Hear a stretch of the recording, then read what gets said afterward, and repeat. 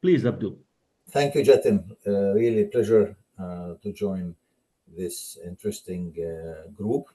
And I would rather your idea of having the title, "Can we resolve the Middle East conflict?" rather than just having the Middle East conflict. And I fully agree that this is the intention of today's intervention, especially with what's going on nowadays, not only in Gaza, now Lebanon, and even it's expanding beyond Lebanon to Iraq and Yemen.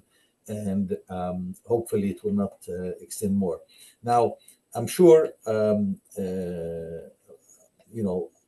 most of you are familiar with the background of this conflict and the key issues that have been kind of delaying or stopping a resolution to this conflict. That includes the dispute over territories in Jerusalem and security concerns and refugees. And I think these issues are well known for those who are following the conflict. And despite all the attempts to have a peaceful resolution, starting from Madrid talks and then going to Oslo and all the other Wye River plantation, etc., this conflict has not been resolved yet, and it's getting worse. And these complicated issues each side of the conflict is looking at from his own angle, and I don't think we seem to reach a common ground when it comes to these areas where major disagreement is still there and not being reached. The current dynamics of the conflict, especially with the right-wing Israeli government in place, we've seen more and more settlement expansion, more and more annexation of West Bank territories. And also we've seen political divisions inside Israel. We've seen this is not common. This is the deepest and the most serious in the history of the Jewish state, as well as more and more international involvement in the region with, of course, different conflicting interests that is making, reaching or concluding a settlement more and more difficult. However, I think it's always good to look at the basics without arguing about UN resolutions or the conflicts that happened from 48 and 67 and 73 and all the wars that followed after, and trying to blame or go to historical or religious arguments about this conflict. I always, when I speak to friends from the region, I say, let's not talk about history and let's leave God out of this business for a second, because the simple fact is between Jordan River and the Mediterranean, there are about 7 million Jews and there are 7 million Palestinians. And I don't think neither is planning to leave that part of the world. So between these Jordan River and Mediterranean, we have these two populations living, and the way I see it, there are two scenarios for resolving this conflict. It's either we all live in one house, a beautiful, nice house, but if we live in one house, you cannot have a certain group living in the basement and the other group living in the rest of the house, a group that is showering every day and the other group is allowed to shower once a month. Either they live in one house with equal rights and responsibilities, or there will be always fights in that house. So it has to be a house with full and equal rights and responsibilities for everybody that's living in this house, which is the one-state solution. The other option is having two homes, one house next to each other. And in that case as well, you cannot have a house with running water, electricity, internet, etc., and the next door house doesn't have water, doesn't have electricity, because in that case also there will be serious issues and always conflicts. Or you cannot have a house where if one wants to move from his bedroom to the salon, he has to go through the other house. And of course, those who know the region quite well, some of the suggestions of having a Swiss cheese for Palestine, so that you cannot move between the north or the south without having to go through Israel, it's also not going to work. So either you have two full houses fully functioning in a good shape, or that's not going to work. Now, this conflict had been very costly, very, very costly. I think it's the worst cost in the history of mankind, both in the human cost, economic cost, social, political cost, and humanitarian issues, and especially the latest tragedies that's happening in Gaza, with tens of thousands of people being killed, and until now the count is about 160,000 between killed and injured, which is really unprecedented in the recent history of mankind in terms of the losses that we are witnessing now. Everybody's talking about the day after. We watching news.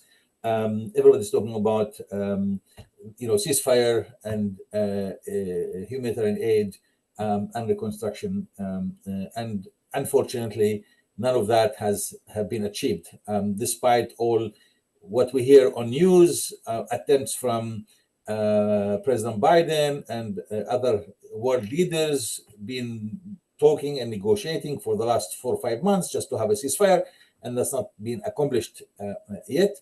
And I think all the reports from the United Nations clearly speak about hunger and spread of disease in Gaza, because humanitarian aid is not reaching those who are in bad need. Now, reconstruction, definitely there's no room to talk about reconstruction, simply because without having ceasefire, without having arrangements on the ground, there's no way you could talk about reconstruction of Gaza, which, by the way, has been fully destroyed, with estimates according to the UN of reconstruction cost between 60 to 70 billion US dollars just to bring Gaza back to what it was before the last war. Now,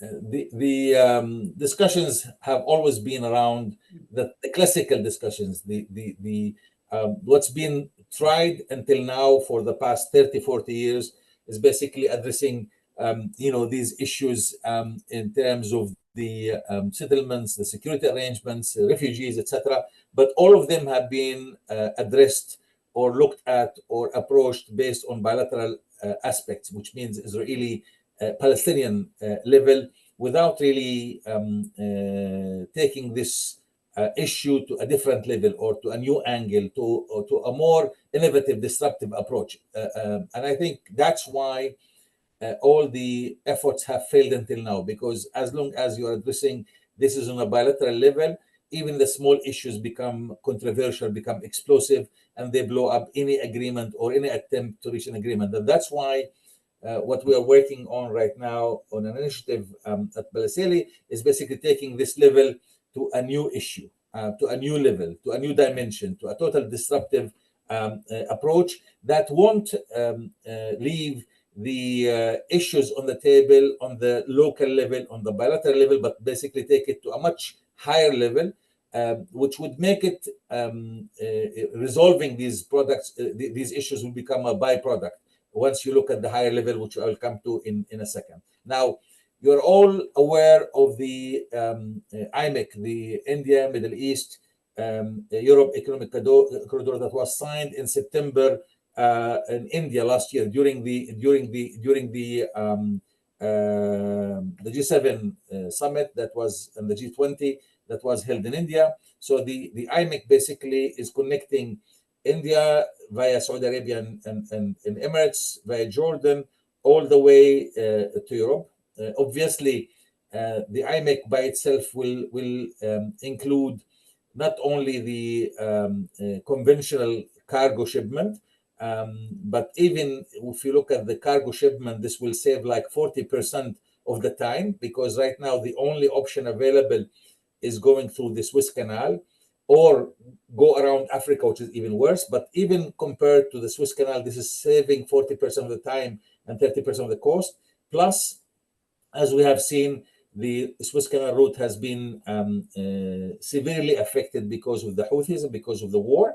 Plus, it's a bottleneck. We also witnessed last year when there is a ship that got stuck in the Suez Canal. The whole world trade was stuck for about a week, 10 days. So having an alternative route like this one makes a lot of sense. This route is basically ship to rail from India to Emirates.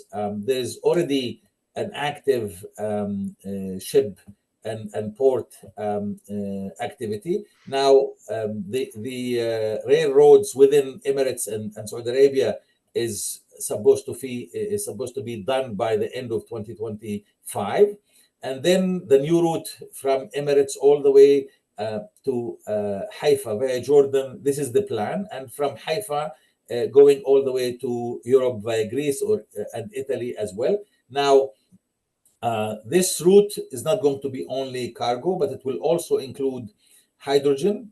It will include high-speed internet cables. It will include electric grid for power, not only the conventional power, but also the solar power that will be generated in India and the Saudi Arabia and the desert there, all the way to Europe. Now, our idea in this project is to plug Gaza into the IMEC. So the original route is in the blue color. The red is the addition that we are talking about. Now, plugging Gaza into this project will achieve the following. Now, if you go and ask the Israelis how and what are the conditions for stopping the war, they will tell you the following four things. A, we don't want Hamas to be in charge of Gaza. B, we don't want any security risk to come out of Gaza against Israel. C, we destroyed Gaza, but we don't want to spend a single cent in rebuilding Gaza. D, we don't want to do anything with Gaza. We are not going to give them electricity or water or jobs or workers, nothing. So these are, if you ask Israelis, this will be like the four main areas where they will make it a clear-cut statement. Now, if you ask the Palestinians, what do you want? Of course, they will tell you we want to have a vibrant state, we want to live in peace, we don't want to have wars, etc., etc. Now, the IMEC, which was signed in September 2023, immediately after October war, it stopped. And the partners made clear statements regarding not being able to proceed, mainly Saudi Arabia, and which is a key player in this project, saying, you can see that the line goes mainly in Saudi Arabia. We will not touch anything with Israel unless the Palestinian issue is resolved, which means the whole project of IMEC has been put in the freezer and with the risk of being completely dead unless we find a way to revive it. And the idea is to revive it through plugging Gaza into the IMEC, which will, we have, in Arabic, you say you hit two birds in one stone, but in this case you hit 10 birds in one stone, because you resolve the Israeli-Palestinian conflict, help resolve the economic and social challenges in Gaza, the reconstruction in Gaza, reviving IMEC, pave the way for Saudi Arabia and Israel to have a peace treaty, which they have been working on for many, many years. Also fulfill all the economic aspirations of India and the whole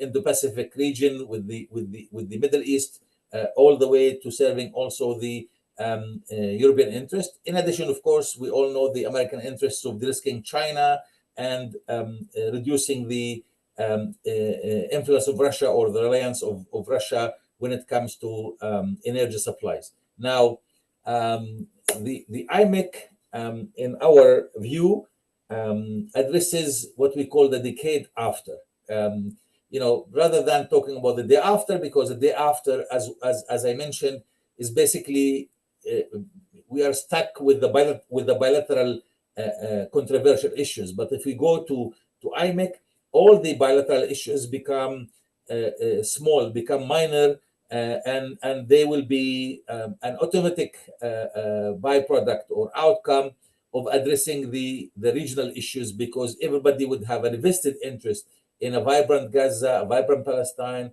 Everybody will have a vested interest in stability, coexistence, and peace in the region. So it's no longer a bilateral issue, but becomes a global issue. I'll stop here and more than happy to address or to answer any questions, Jatin. Thank you.